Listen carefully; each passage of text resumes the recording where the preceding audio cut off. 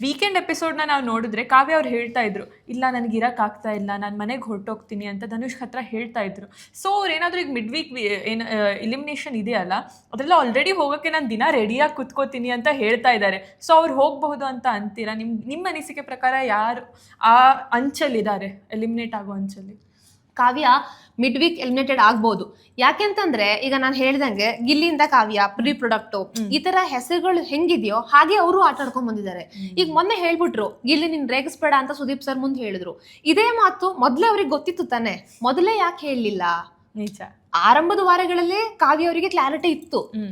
ಗಿಲ್ಲಿ ಜೊತೆ ನನ್ನ ಹೆಸರು ಟೈಅಪ್ ಆಗ್ತಿದೆ, ನನ್ನ ಆಟ ಕಾಣಿಸ್ತಾ ಇಲ್ಲ ಅನ್ನೋದು ಕಾವ್ಯ ಗೊತ್ತಿತ್ತು. ಆದ್ರೆ ಹೇಳ್ಬೇಕಿತ್ತು, ಯಾಕೆ ಹೇಳಲಿಲ್ಲ? ಈಗ ನಾನು ಮೊದ್ಲೇ ಹೇಳ್ಬೇಕಿತ್ತು, ಹೇಳ್ದೆ ತಪ್ಪು ಮಾಡಿದೆ, ಲೀನಿಯನ್ಸ್ ಕೊಟ್ಟೆ ಅಂತ ಕಾವ್ಯ ಹೇಳ್ತಾ ಇದ್ದಾರೆ. ಸೊ ಇದು ಕೂಡ ವೀಕ್ಷಕರಿಗೆ ರಿಯಲೈಸ್ ಆಗ್ತಿದೆ ಅವರಿಗೆ ಅಂತ. ರಿಯಲೈಸೇಷನ್ ಅನ್ನೋದಕ್ಕಿಂತ ಹೆಚ್ಚಾಗಿ ಅದನ್ನ ಅವರು ಟೇಕನ್ ಫಾರ್ ಗ್ರಾಂಟೆಡ್ ಆಗಿ ತಗೊಂಡ್ಬಿಟ್ರು. ಆ ಒಂದು ಟಾಪಿಕ್ ನ, ಗಿಲ್ಲಿಯನ್ನ ಆರಾಮಾಗಿ ತಗೊಂಡ್ಬಿಟ್ರು.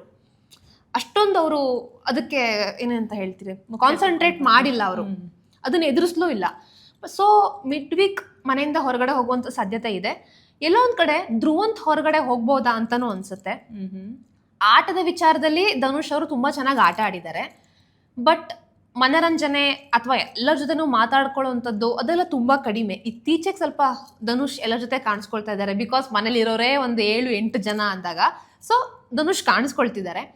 ಬಟ್ ಧನುಷ್ ಕೂಡ ಬರೋಂಥ ಸಾಧ್ಯತೆ ಇದೆ. ನೀವು ನೋಡಿರ್ಬೋದು, ತನಿಷಾ ಕುಪ್ಪಂಡ ಅವರು ಕಳೆದ ಸೀಸನ್ ಅಲ್ಲಿ ಹೊರಗಡೆ ಬರ್ತಾರೆ. ತನಿಷಾ ಕುಪ್ಪಂಡ ತುಂಬಾ ಸ್ಟ್ರಾಂಗ್ ಸ್ಪರ್ಧಿ. ಅವ್ರ ಎಲಿಮಿನೇಷನ್ ಅವ್ರಿಗೆ ಎಷ್ಟು ಶಾಕ್ ಆಗತ್ತೆ ಅಂತಂದ್ರೆ, ಬಿಗ್ ಬಾಸ್ ಮುಂದೆನೆ ಜಗಳ ಆಡ್ತಾರೆ, ಅವರು ಕೂಗಾಡ್ತಾರೆ, ಪ್ರಶ್ನೆ ಮಾಡ್ತಾರೆ, ಒಂದಷ್ಟು ಸೀನ್ ಕ್ರಿಯೇಟ್ ಆಗತ್ತೆ. ಆ ರೀತಿ ಕಂಟೆಸ್ಟೆಂಟ್ ಯಾರು ಇಲ್ಲ ಅಂತ ಅನ್ಸುತ್ತೆ. ತನಿಷಾ ಅವರ ಏನು ಗಲಾಟೆ ಮಾಡಿದ್ರಲ್ಲ ಆ ತರ. ಸೊ ಹಾಗೆ ಆ ಸೀಸನ್ ಅಲ್ಲಿ ಸ್ಟ್ರಾಂಗ್ ಸ್ಪರ್ಧಿ ಅಂತ ಯಾರಿಗೆ ಅನ್ಸಿರುತ್ತೋ ಅವ್ರು ಹೊರಗಡೆ ಹೇಗ್ ಬಂದ್ರು, ಹಾಗೆ ಈ ಸೀಸನ್ ಅಲ್ಲೂ ಕೂಡ ಹಾಗೆ ಆಗ್ಬೋದಾ ಅಂತ. ಬಿಕಾಸ್ ಧ್ರುವಂತ್ ಅವರು ಮತ್ತೆ ಅಶ್ವಿನಿ ಅವರು ಚಪ್ಪಾಳೆ ತಗೊಂಡ್ರು, ಕಿಚ್ಚನ ಚಪ್ಪಾಳೆ ಸಿಕ್ತು. ಸೊ ಈಗ ಅವರಿಬ್ಬರಲ್ಲಿ ಒಬ್ರು ಯಾರಾದ್ರೂ ಹೊರಗಡೆ ಬರ್ಬೋದಾ ಅಂತ.